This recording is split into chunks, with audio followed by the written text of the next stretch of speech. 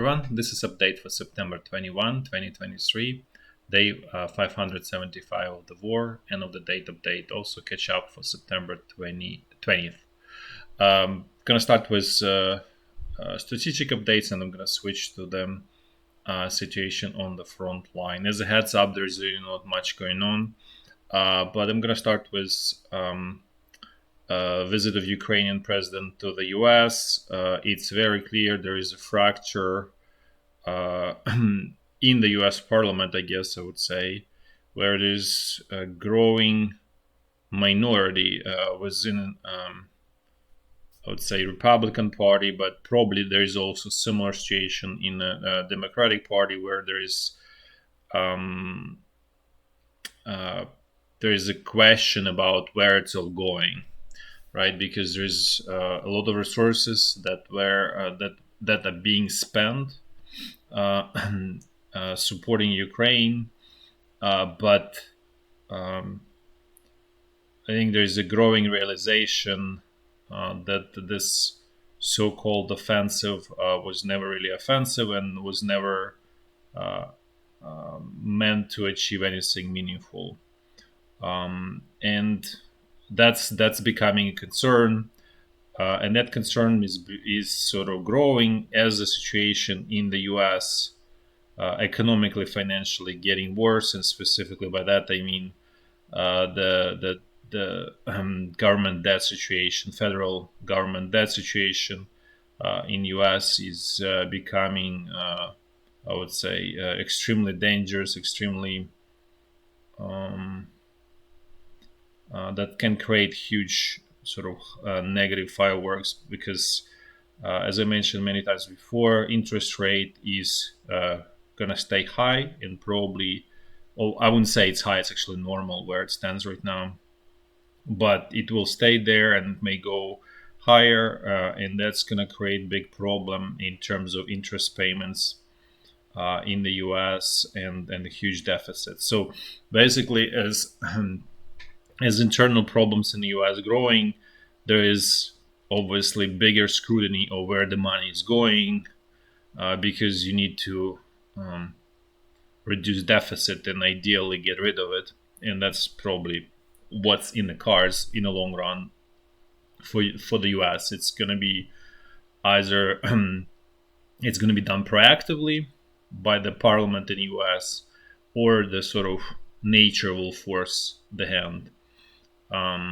And so, for that reason, there is obviously growing concern within different sort of parts of political spectrum in the U.S. where they want to see real results. And as I said before, there is a problem because Ukrainian leadership, and specifically more political, because that's what really drives everything, is not able to achieve any results in the short term or long term, due, as I said, incompetence, and that's really where everything starts. And for that reason, we see this so-called offensive, which is really just tactical squeezes that are super expensive in terms of human lives. The most important part, because in a generally like equipment, it's just it's not worth human life, and Ukraine is quickly moving to the point of, I would say, no return in terms of its manpower.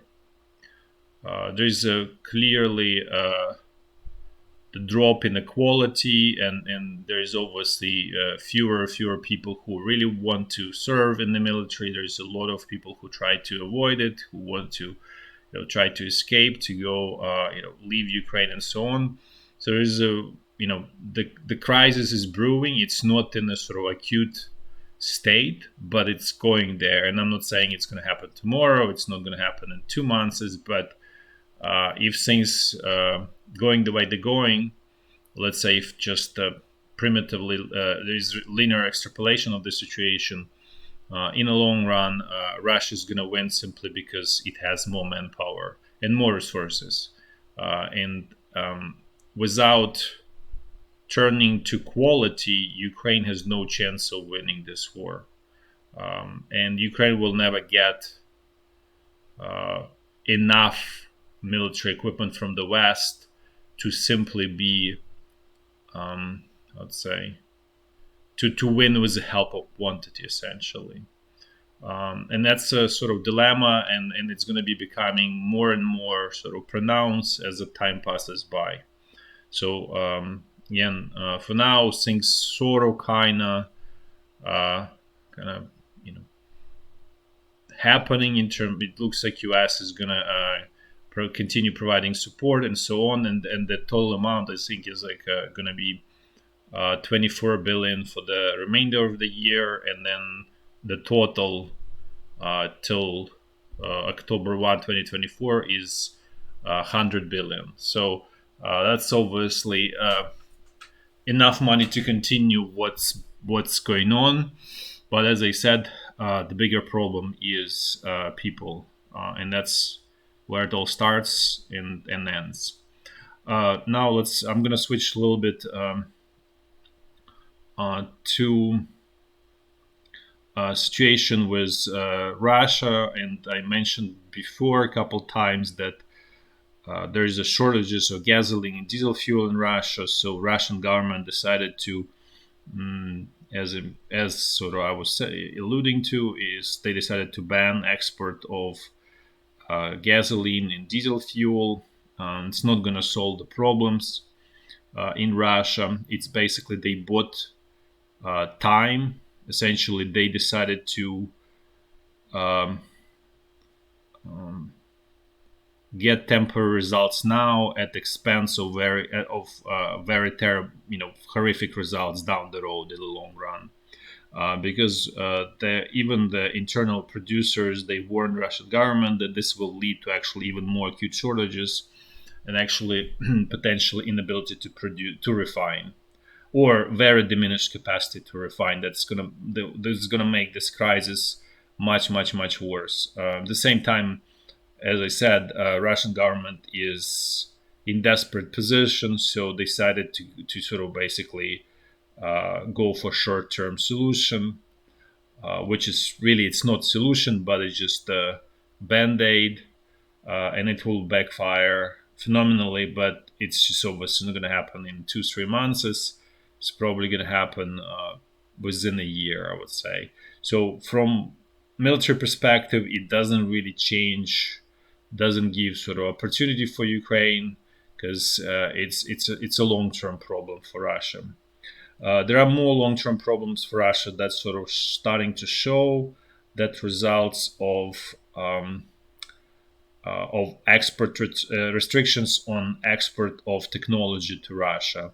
This is where actually, to extent, in my opinion, sanctions somewhat work, and specifically areas where it starts to show off is aircraft, specifically passenger aircraft. So there was probably like a week ago was a situation, incident with a Airbus where it had to land literally on the wheat field somewhere in Russia because some there was some malfunction with some of the equipment, and that's result because that what's happening is Russia is not getting spare parts, so maintaining fleet of aircraft is becoming more and more difficult. There's more tear and wear, and they cannot really replace. So they have to cannibalize, but then you don't have enough airplanes to continue all of their sort of transporting all of the passengers. So they're getting to the point where it's going to be becoming it's worse and worse with every passing month. But this is obviously at the very early stages of that. Similar situation is happening in the communications industry in Russia. One of the largest Russian mobile phone provider called MTS, the network basically shut down in majority of southern Russia, and they don't know when they're going to be able to sort of resurrect the network.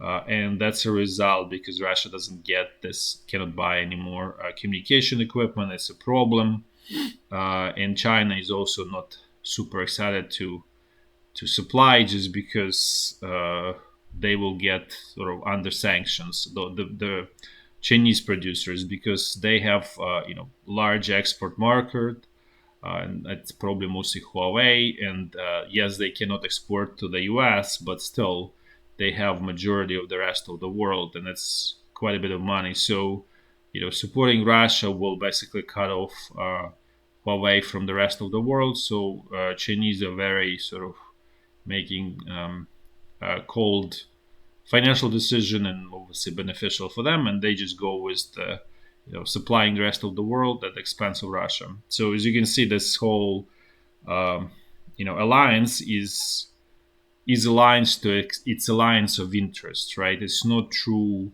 like hardcore alliance. It's just okay, it works for me. Yeah, I do it. If it doesn't work, I don't do it. So this is just kind of like in some ways it actually lose alliance, and that also includes Iran and North Korea. Probably more like they want to make it sort of like hardcore alliance where truly support and go all the way in supporting each other. So we'll see what comes out of this visit. It's obviously not. There's something important is going to come out of it. We'll find out once it shows up on the battlefield.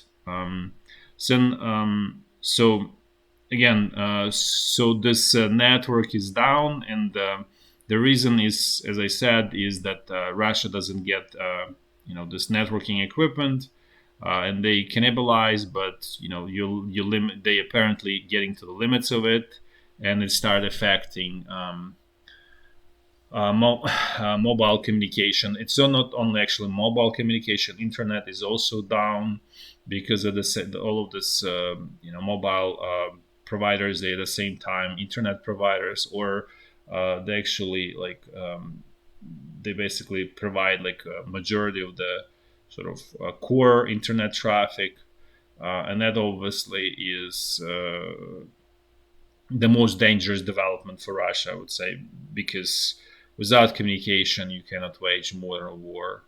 But again, this is the beginning of it, right? This is just the first sign. So things will really start unraveling probably in a year or so, not earlier than that. We may see another incident in 2-3 months, maybe 4 months, and more. But it's not. All of these problems basically they will come to fruition much later than is needed for to sort of to save Ukraine. So this is not going to be answer or much help for Ukrainian victory, basically. Then what else? What else is Russian government is doing? They passed a law that puts tariffs on most of the export of natural resources, so including like fertilizer, basically anything that is generating US dollars and euros, it's going to be taxed right now, which is obviously also desperate move, and it's it's effectively you killing the gold goose that brings you all of that cash, because if you tax all of these producers, they're already stressed, their margins under pressure due to the sanctions around the world. You basically killing incentive to produce, and so you'd rather produce even less. So this is also gonna be important for the rest of the world, because that really will push inflation higher in the long run. Obviously, it's not going to happen tomorrow. It's not going to happen in 3 months. But if this continues for the long run, this will push inflation around the world, because there will be shortage of commodities just because of this policies that are enacted in Russia. There is another sort of news out of Russia is that Russian government is basically checking all of the mobile phone providers in their preparedness for the war situation. I mentioned this before, that there is also checking of the preparedness in St. Petersburg and probably other cities in Russia. Similar things are happening, as I said, in the U.S. So as you can see, um, the escalation continues, and to add to this, Norwegian F-35s were practicing taking off and landing on regular railroads. Sorry, not railroads. I apologize. Regular, out of, I don't know, whatever you call motorways in Finland.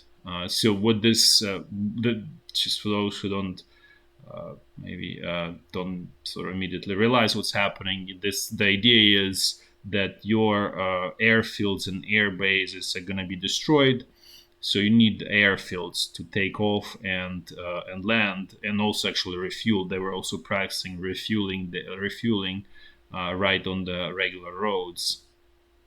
So this is essentially the road network is your essentially you know airstrip network, because it's huge, and you can always find place to land, the refuel, and continue military operations.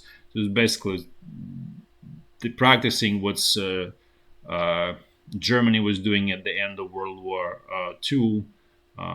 In 1945, when the airfields were destroyed, they were using this autobahns to continue Air Force operations. So the same, this basically Norway is practicing that, and especially they practicing it in Finland, because that could be the obvious area of conflict. So the pilots needs to get used to local conditions, understand the roads, like basically get used to the situation in Finland, so they sort of no strangers if things are gonna go south. So that's what's sort of the main news. Now let's switch to the situation on the battlefield in Ukraine. So I'm gonna do it in a clockwise fashion, as I always do. The situation along the state border remains the same, fairly quiet. Nothing really is happening there. Now let's move to the North Lugansk front line. Things here also quiet, just tactical, I would say even just skirmishes. There's really nothing major happening here. Now let's move to North Donbass front line. The northern sector is also quiet. Nothing really major happening. Similar situation in the southern for now. I'm sure there will be renewed attempts to continue drive this area of Klishivka, Kordyumivka, to basically cross that railroad line and sort of kind of move in a southern direction. But for now, everything is on pause, at least, I guess from both sides, to be fair. Now let's move to the central Donbass front line. Things here also pretty quiet. Just only typical attacks in Mariinka, but this is really tactical. It's, again, nothing major here. Standard broken record. There was actually the only news is there was a tactical attack southeast of Vuhledar, towards in direction of Vuhledar by Russian side, but again, it was not anything major, purely tactical. Now let's move to the Zaporizhya front line. Things here are more or less quiet, and only Russian sort of tactical counterattacks south of Robotyne, with attempt to retake lost ground, but again didn't go anywhere. Otherwise, and it was really not even like major attack, again just purely tactical attack. Now let's move to the last section of the front line. To the situation along Dnipro River. Things remain the same. No attempts from Ukrainian side to break out from those bridgeheads, and no attempts by Russian side to eliminate the bridgeheads. So the status quo remains here. That's all for today. Thanks for watching. Till next time. Bye bye.